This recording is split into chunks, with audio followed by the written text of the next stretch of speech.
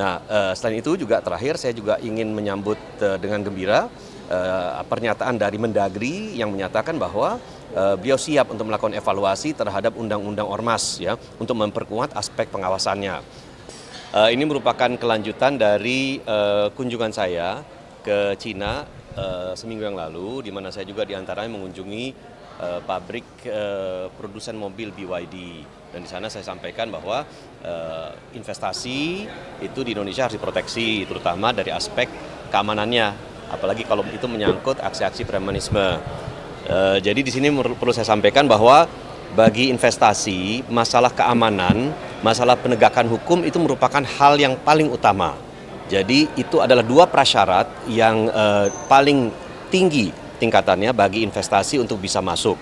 Bahkan investor sekalipun di daerah yang infrastrukturnya belum terbangun, mereka siap untuk melakukan investasi. Ya, belum ada listriknya, belum ada perumahannya, belum ada jalannya, belum ada airnya, nggak apa-apa mereka investasi. Asal keamanannya terjamin dan kedua juga kepastian hukumnya itu juga kuat. Nah, di Indonesia kita lihat saat ini yang merupakan pendorong dari perekonomian Indonesia itu ada tiga. Satu namanya belanja konsumen, kedua ekspor, ketiga investasi. Nah, inilah tiga mesin utama pendorong yang akan kemudian meningkatkan dan mencapai untuk kita menembus target pemerintah untuk pertumbuhan ekonomi yang 8% tersebut. Nah, tetapi hari ini kalau kita lihat, memang terlihat ada pelambatan dari sisi belanja konsumen karena masyarakat cenderung sekarang berhemat untuk kemudian mengurangi belanja. Kedua, kita melihat adanya pelemahan juga dari sisi ekspor. Ya, ini sisi ekspor bukan karena kesalahan struktural, tetapi karena memang komoditas dunia saat ini rata-rata turun harganya. Misalkan saja CPO, minyak kelapa sawit itu turun, sempat 1.500, sekarang mungkin sekitar 1.300, bahkan ada untuk delivery bulan Juni itu $1.000 per tonnya. Kita lihat juga batu bara turun, sekarang sekitar 95 dolar per tonnya. Kita lihat juga minyak mentah turun, nikel turun. Nikel tuh pernah $21.000 per tonnya, sekarang mungkin sekitar $15.000 per tonnya. Artinya apa? Kinerja ekspor kita tentu akan terpengaruh oleh turunnya harga-harga komoditas dunia. Belum juga nanti ketidakpastian yang menyelimuti masalah perang dagang yang sekarang ada dengan perang tarif yang sekarang tengah diupayakan agar dikurangi secara signifikan oleh pemerintah Indonesia. Nah, dengan adanya pelemahan di sektor belanja konsumen, adanya juga penurunan dari harga-harga komoditas dunia, yang perlu diandalkan itu adalah investasi. Dan kita lihat tahun ini saja kebutuhan investasi kita targetnya itu kurang lebih 1.900 triliun rupiah. Artinya apa? Untuk menunjang pertumbuhan ekonomi 8%, ini mesin ekonomi kita dari aspek belanja konsumennya, ekspornya, dan investasinya itu harus masuk gigi 4, gigi 5 agar tercapai target 8%. Dengan kata lain, jika ada gangguan terhadap pelaku usaha di sektor investasi, itu sama saja dengan mengganggu target pemerintah untuk mengejar pertumbuhan ekonomi 8% tersebut.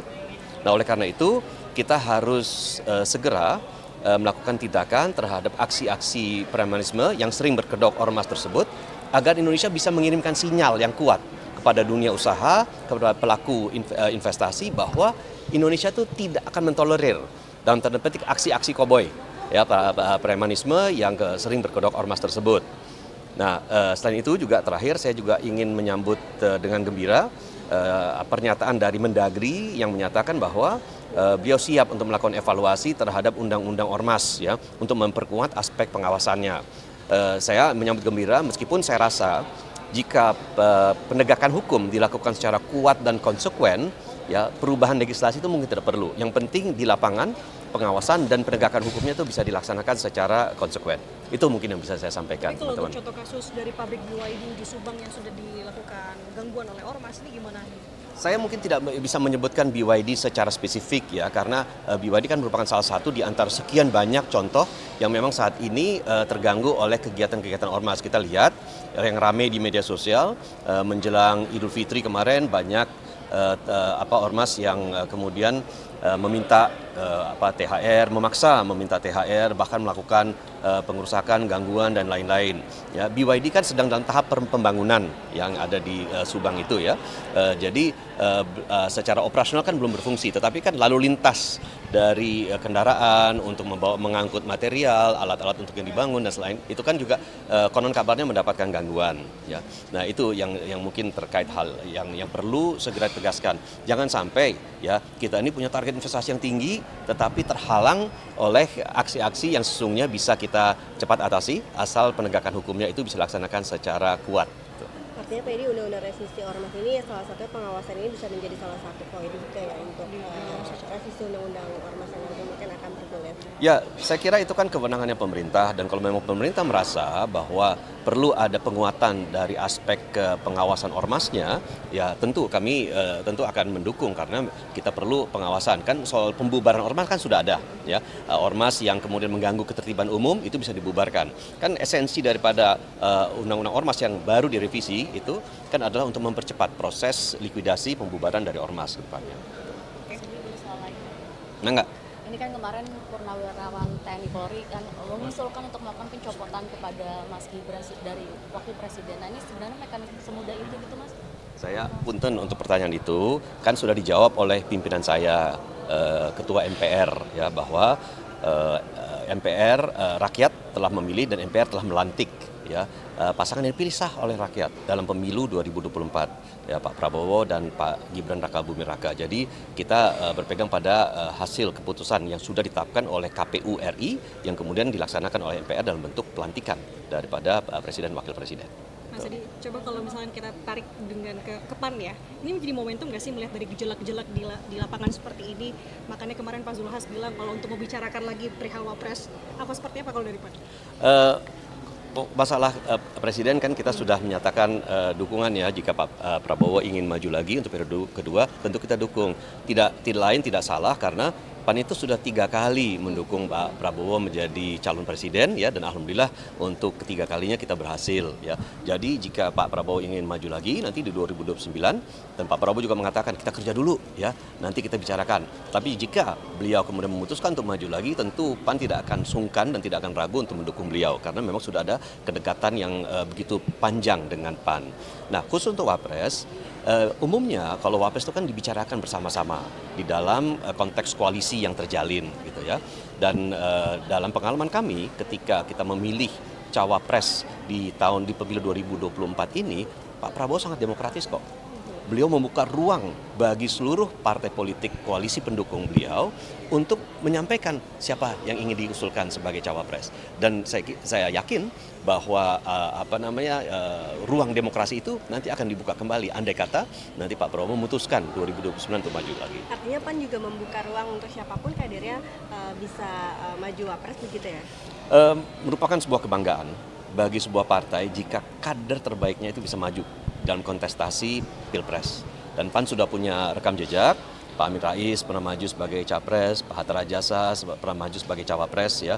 Ya kalau memang ada kesempatan bagi kader PAN untuk bisa maju, nanti kelak tentu itu merupakan kebanggaan partai. Namun kembali lagi itu kan harus dilakukan diskusi ya di antara teman-teman yang kelak nanti akan menjadi mitra koalisi. Dorongan pemakzulan Gibran sendiri dari Purnawirawan TNI dan juga banyak elemen masyarakat ini gimana? Kita berpegang pada konstitusi saja ya, hasil pemilu sudah disahkan oleh KPU dan kita sudah sepakati semua dan sudah dilantik Presiden Wapres. Gitu. Tapi sejauh ini MPR menerima laporan seperti itu kah secara resmi gitu atau belum? Sampai saat ini masih belum. Dan kalaupun ada pasti kan nanti akan dibahas di rapat pimpinan MPR ya. Mas, tapi kan salah satu yang menjadi dasarnya juga karena pelanggaran kode etik yang dilakukan di MK ini bisa menjadi dasar untuk pencopotan Wapres juga nggak sih Mas? Itu kan sudah berjalan ya, dalam artian bahwa kalaupun sampai ada kode etik yang dilanggar dan kalau pada saat itu ada keberatan mestinya dilakukan pada saat itu gitu ya. Sementara ini kan kita sudah melantik dan sudah berjalan hampir 6 bulan ya pemerintahan. Ya. Itu saya kira itu perlu telaahan dari pakar hukum, tetapi kembali lagi MPR berpegang pada konstitusi ya, dan apa yang sudah kita capai saat ini itu merupakan pegangan kita berdasarkan landasan konstitusi. Hubungan Pak Prabowo sama Mas Gibran dalam Saya tidak dalam posisi untuk bisa memberikan komentar karena kan saya nggak tahu. Gitu. Kenapa itu? Dari sudut pandang PAN. Oh, saya kira kabinet solid kok, ya. Kabinet Presiden, Wapres dengan menteri-menteri solid. Gitu. Ya. Dan juga jalannya pemerintahan ke depan. Saya lihat soliditas soliditas dari kabinet saat ini karena loyalitas yang tinggi terhadap pimpinan negara, yaitu presiden, ya. Dan presiden sebagai pimpinan negara mampu untuk menghimpun seluruh kekuatan yang ada dari partai pendukung maupun ya partai yang kemudian diajak bergabung, ya, untuk bersama-sama kita berjalan bersama-sama di dalam kabinet. Jadi saya lihat tidak ada permasalahan. Ya. Soal isu lain, Trump kan ini sampai menjulur ke Kiris juga, kebijakan Kiris juga dipermasalahkan, juga sistem halal di Indonesia. Kalau dari Abang sendiri tanggapannya? Begini, yang namanya hambatan dagang, ya, itu tentu harus dilihat dalam konteks bahwa sebuah negara perlu memiliki teknologi, ya, untuk menjalankan berbagai upaya kegiatan yang memudahkan sektor usaha yang ada. Di dalam sektor pembayaran, QRIS itu memudahkan, ya, bahkan QRIS itu pun sekarang sudah merambah sampai UMKM, ya. Jadi saya kira kalaupun gateway pembayaran seperti misalkan saja Visa atau Master yang mau masuk aja ke sektor ini, nggak apa-apa. Bersaing tapi, gitu, ya. Saya kira kita pun di negara-negara lain bersaing kok dengan sistem pembayaran atau dengan produk dan jasa lainnya. Jadi saya kira persaingan ini bisa terbuka dan tidak ada dalam hal ini kelonggaran atau kekhususan dispensasi atau prioritas yang diberikan oleh pemerintah kepada QRIS dibandingkan dengan sistem pembayaran yang lainnya. Preferensi masyarakat lah yang saat ini sangat luas menggunakan QRIS. Gitu. Pemerintah Indonesia harus konsisten nggak sih, nggak diintervensi sama Amerika? Saya kira kesempatannya dibuka seluas-luasnya. Setelah itu biarlah para pelaku usaha berkompetisi secara fair. Gitu. Ya.